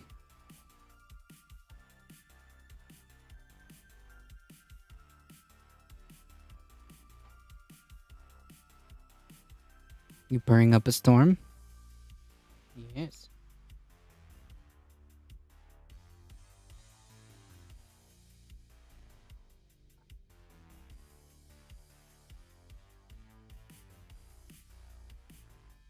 She said. So, look, this is one person's opinion. But even if there was a lawsuit over this, there's going to be, like, that would not be the end of the story. Like, the White House wouldn't have to give in immediately. They could fight it. Just because this person's saying that 3 pads stands up in court doesn't mean that the White House couldn't argue that something different and still approve the project with 2, knowing that isn't economically viable, but still constitutes an approval in the sense that they approved the land for this company, which, look, I'm not a lawyer, but in my mind, why wouldn't that hold up if you still approve the project? If it isn't economically viable for the company, that isn't the White House's fault. That's the company's fault. So why does the White House have to do what is economically viable for this fossil fuel company, as opposed to, I don't know, what is environmentally viable for the future of the planet? But what do I know? So Kamala Harris, VP Kamala Harris, responded to criticism on this. So Stephen Colbert asked her during an appearance to respond to criticism of Biden approving the Willow Oil project. Her defense is, quote, the concerns are based on what we should all be concerned about, but the solutions have to be and include what we are doing in terms of going forward, in terms of investments. What? This is literally nothing. The concerns are based on what we should all be concerned about. The environment. The planet. Okay. I'm assuming that's what she's talking about. But the solutions have to be and include what we are doing in terms of going. What? What does that have to do with being? So you're conceding that you're conceding that we should be concerned about the planet, but this solutions have to be and include what we're doing in terms of going forward. What does that even mean? Going forward, like renewable energy. This is a fossil fuel. We're going backwards. What are you talking about forward in terms of investments? If you want to move forward, if you want to go forward, then invest in the future. Yeah, big nothing burger. We're concerned about the problems that we are concerned about, and the solutions have to include what we are doing in terms of this is gobbledygook. So just a BS answer here saying, well, we're making other investments. Okay. You're also approving this massive new fossil fuel project that will be in operation for at least 30 years. So here's the response from another VP. Al Gore warns it would be recklessly irresponsible to allow Alaska oil drilling plan. The ex-vice president says new projects are a recipe for climate chaos ahead of Biden administration's decision on Willow development. So his direct comments here, quote, the proposed expansion of oil and gas drilling in Alaska is recklessly irresponsible. The pollution it would generate will not only put Alaska Native and other local communities at risk, it is incompatible with the ambition we need to achieve a net zero future. We don't need to prop up the fossil fuel industry with new multi-year projects that are a recipe for climate chaos. Instead, we must end the expansion of oil, gas, and coal and It's not multi-year. It's multi-decade. It's multi-decade. Al Gore is not helping anything. His credibility is so low. Yeah, of course. I get that, but he's kind of he's mostly right here. Abundant climate solutions at our fingertips. So a former vice president who is well aware of, how these projects operate, how the approval process works, here he is saying it should have been denied. You also have reactions here from those fighting for the climate. Sunrise Movement says President Biden officially approved the Willow Project instead of sticking to his own climate goals and listening to the millions of young people who carried the party for the last 3 election cycles. POTUS is letting the fossil fuel industry have their way. Yeah, again, you're spitting in the face of your constituents, your voters.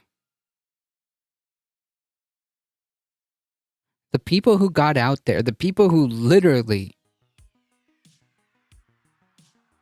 made it happen in 2020, who made that long shot possible of winning both elections in Georgia. And this is the kind of clown shit you decide to come up with, among other things, but this is the one that we're focusing on for now. Gen Z for Change here tweeting out, we are Gen Z for Change, a coalition of Gen Z activists who have worked with POTUS for the duration of his presidency. Despite our working relationship, we want to make one thing clear. The approval of the Willow Project is a slap in the face to young people across the country. This also goes to the potential impact, apart from the obvious impact on climate, the potential impact of a decision like this in damaging Biden's youth turnout in the next election. You approve a project like this, you're going to lose a lot of young people who are going to think, what's the difference? Even though, yes, there is, let's be clear, there is clearly a difference between the Democratic Party and how they operate in this space compared to Republicans. But if you still aren't doing nearly enough in terms of what is necessary to slow down and stop the production of fossil fuels, then there isn't much of a difference in the actual impact of those decisions. One is accelerating the problem. The other is simply delaying the inevitable. Democrats will lose elections if they don't get out youth turnout. So this is not only a terrible decision for the planet, it's a terrible decision for them politically. Reaction here from Maxwell Frost, a new member of Congress, saying, I'm very disappointed in the president for approving the Willow Project. Youth voter turnout was at its highest in 2020, and young folks supported him because of commitments such as no more drilling on federal land. That commitment has been broken. We deserve a livable future. Now, last thing here, this is the immediate fallout from this decision. So they wanted to avoid a lawsuit. Well, they're getting one anyways. So conservation groups sue to stop the Willow Oil Project in Alaska's Western Arctic. The administration's environmental review failed to account for project's full climate impact. So these lawsuits are coming from Earth Justice, as well as Trustees for Alaska. And the legal challenge targets the Biden administration for failing to consider alternatives that could have meaningfully reduced greenhouse gas emissions and on-the-ground effects. Interior has relied on a mistaken conclusion that it could not deny nor meaningfully limit the project, and it considered project alternatives that ranged only from allowing ConocoPhillips to develop 100% of the available oil to allowing it to develop 92% of the oil. The Biden administration had the authority to stop Willow, yet chose not to. The lawsuit also takes the administration to task for failing to assess Willow's full climate impact by neglecting to consider the additional climate pollution of future development that can only happen once Willow project infrastructure is in place. ConocoPhillips has described Willow to its investors as the next great Alaska hub, saying it had identified a staggering amount of oil, possibly as much as 3 billion barrels, of nearby prospects that could be accessed if the Willow infrastructure were in place. So we're going to see, of course, if anything comes of these lawsuits. But the idea that they had to do this because they would have been sued, well, they're being sued anyways. So you might as well try and fight the project and see what happens. Yep.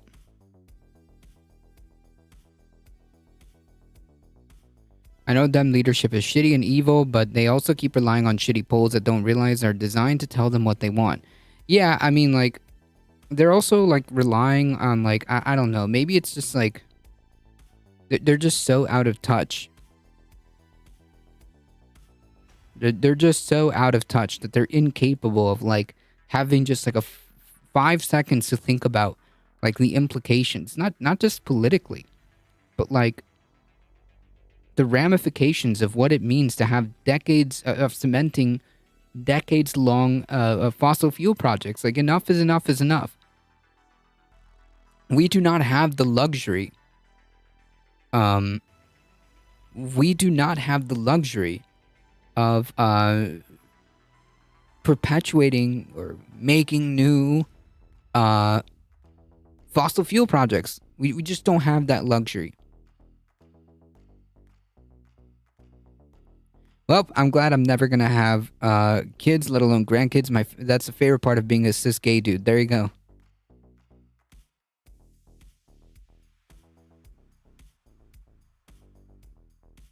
Yeah, and it will be kids, grandkids,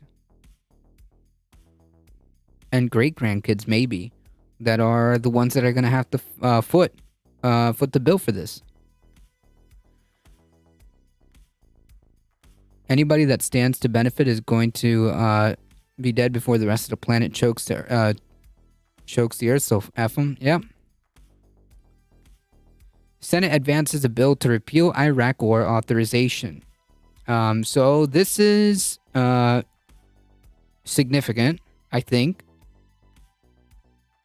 And I think this is important. Hello, kitty.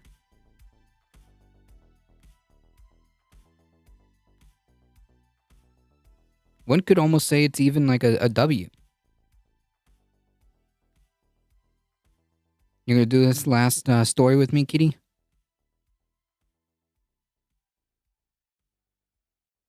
All right. The thing is, even though I know I'm not going to have descendants or quote-unquote legacy, I still want to protect the planet for future generations. Yeah, of course. Of course, regardless, we all do. Yeah, well, at least we all should want that.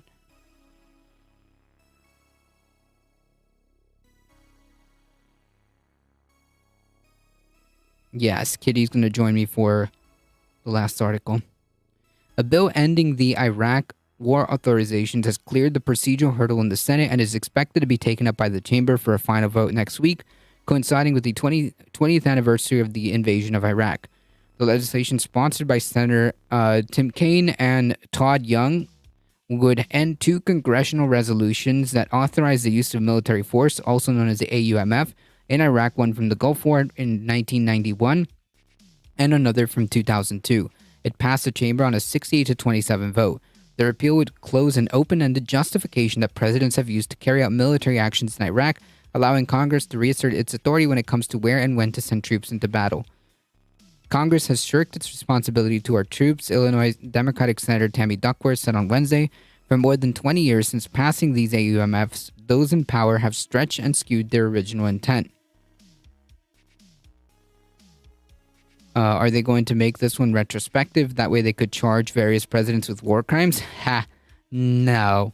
I don't know. I don't see that happening. There's no accountability. I mean, like, can you imagine if we had such a blatant... Can I help you, kitty?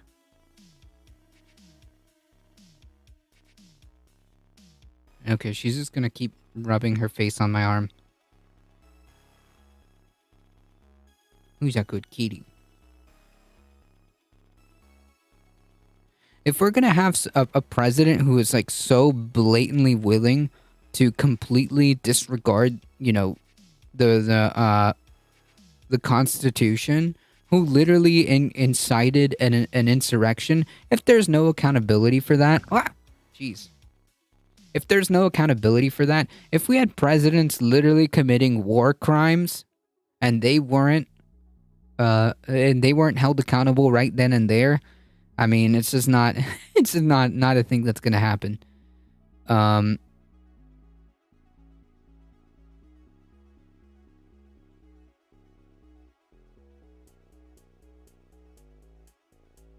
Big Bad Cutie, how's it going?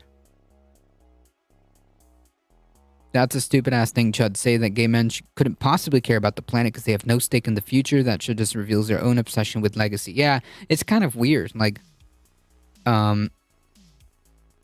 it's kind of weird because, like, even if you're not gay and you made the decision to not have children, you could still care about the planet and the future of this planet. Even completely cis, even completely cis het, like the most classic cis het people that end up choosing not to have children. Like, what? Yeah, of course. Who's Christian? I'm Christian. Oh, sorry to hear that. Yeah, so it doesn't make any sense. That argument doesn't make any sense. If only not to accelerate things before you pass yourself. Yep.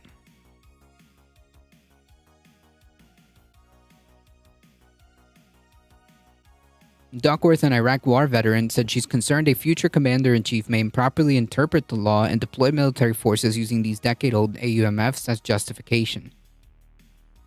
Our troops deserve better than that. If we choose to send the finest among us into battle, then we need to debate and vote to do so based on current conditions.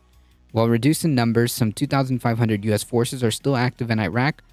The NPR has learned that last month, the U.S. took part in nearly 36 partnered raids with Iraqi counterterrorism forces against ISIS and 200 raids last year.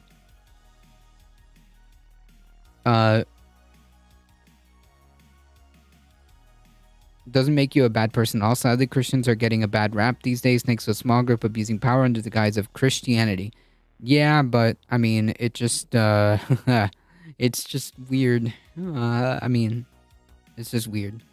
I'm not saying that every single personal individual is bad. But I think, like, Christianity is cringe. As soon as I came in, I was scared I was going to be attacked. That was the first thing I saw. Why would you be... Wait. Why would you be... Why would you care? ICC is the International Criminal Court.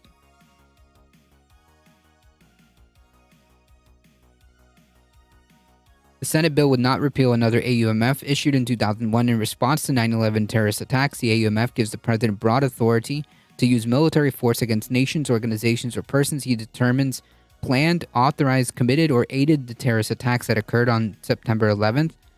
I mean, like, bro, those people have been dealt with. But okay. In the aftermath of 9/11, the resolution was used to justify the U.S. war in Afghanistan. It also gave the president authority to deploy military force to stop future terrorist attacks against the U.S. If the bill to repeal the 91 and 2002 AUMF passes, senators have expressed interest in tackling the broad 2001 counterterrorism and AUMF and an attempt to replace it with one with narrow authorization. Like, no, I don't think that the president should unilaterally be able to deploy military forces unless Congress has a say. But that's just me. Kane and Young noted that repealing the two Iraqi AUMFs wouldn't affect the current overseas operations because American troops combating terrorist organizations would still fall under the... Yeah. Today, Iraq is a partner of the U.S. and critical to efforts to counter Iran. Repealing these outdated AUMFs will demonstrate America's commitment to Iraqi sovereignty. Kane, speaking Thursday afternoon, echoed that message. There's no reason not to have a war authorization against a strategic partner. If approved by the Senate, the resolution will go to the House for a vote, which in 2021 passed a similar version of the bill to repeal the 2002 AUMF. President Biden backs the Senate effort.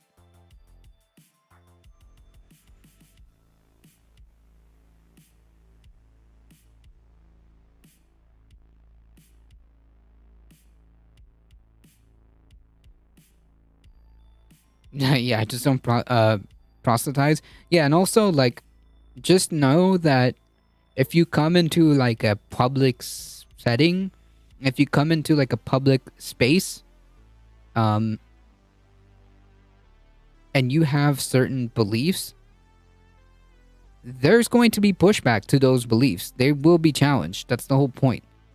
They will be challenged. So, yeah, expect to walk into a place, especially of politics or debate, and have your ideas challenged. I don't know, that's kind of just weird.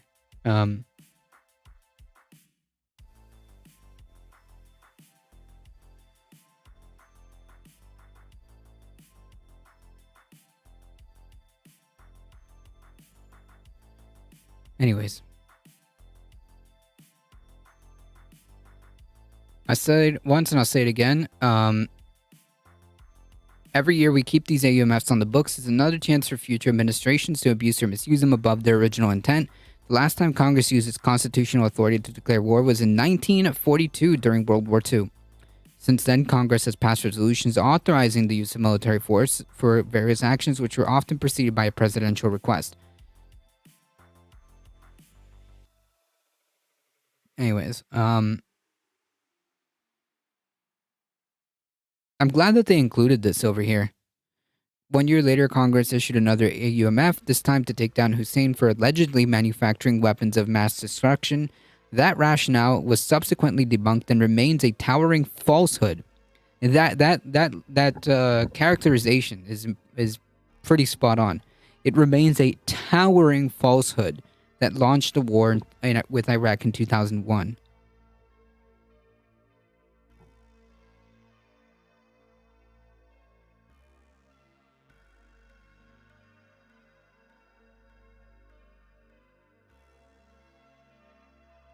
A previous version of the story incorrectly said Chuck Schumer's from California. Oh, man. Good meme.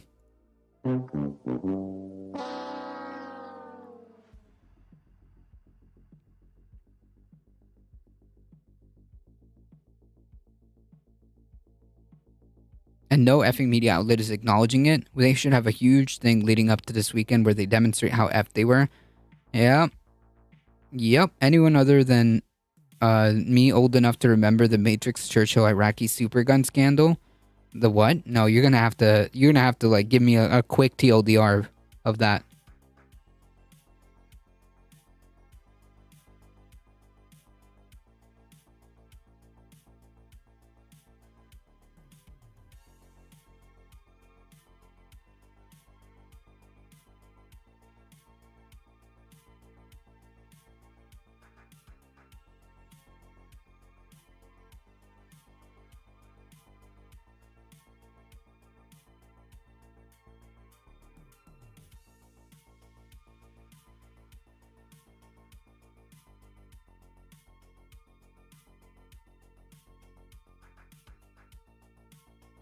Anyone? Yeah, I'm gonna need a TLDR. Briefly, Matrix Churchill built components for a massive artillery piece for Iraq, sold them with government approval to Iraq, but they got caught and blew up. And it blew up in there. Oh! Yeah, I think I remember that. Hold on. I think I know exactly what you're talking about. That was a big oopsies.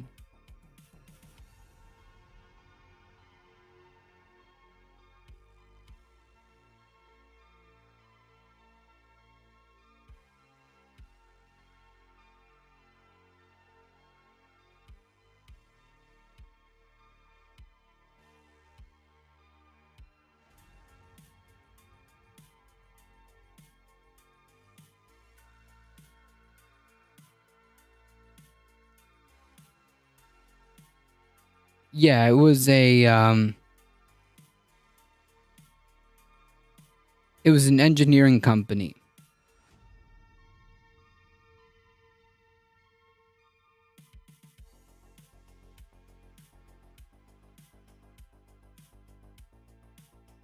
It was before the first, yeah, in 19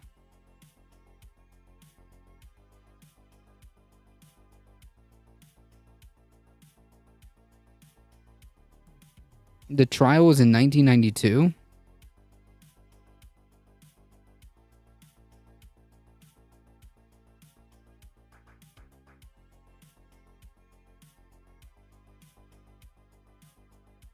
I'm trying to like read up exactly what this. No, I'm thinking of something completely different. I'm completely off base. What you're talking about is something completely different. No, I did not know about this. The point being, Saddam wasn't a problem until he started threatening the petrodollar. Then that's when the action was taken.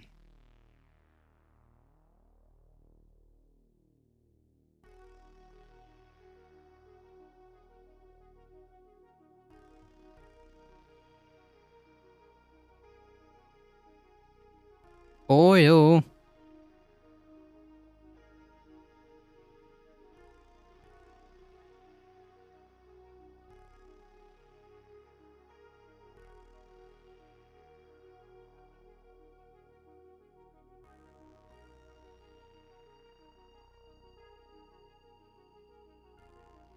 That's a great emote.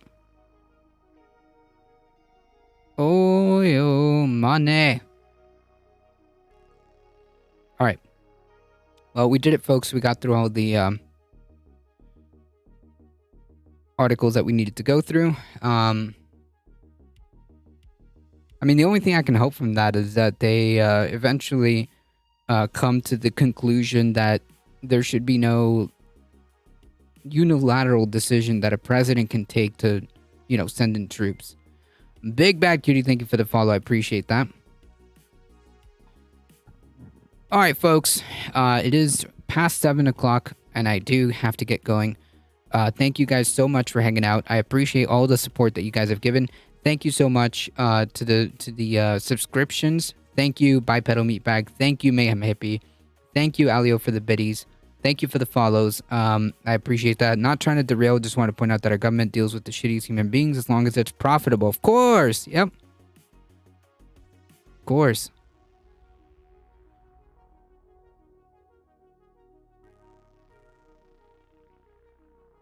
Thanks for the stream. Thank you for hanging out. Appreciate it, Bub Dragon. Thank you, Michael Hassler, for hanging out in the chat.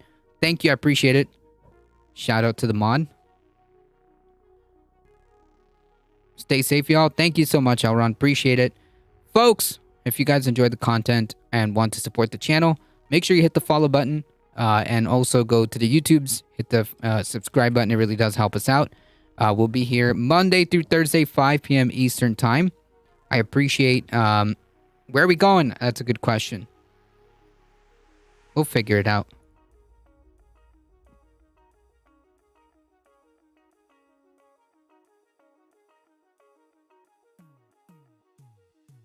Echo Resto Dragon, thank you so much. Thank you for hanging out in the chat. All right, folks, I got to get going. Thank you so much, as always. Please stay safe. Please take care of each other. I love y'all, and I hope to see you guys in the next one, Monday, 5 p.m. Eastern Time. See ya! Where are we going? That's a good question.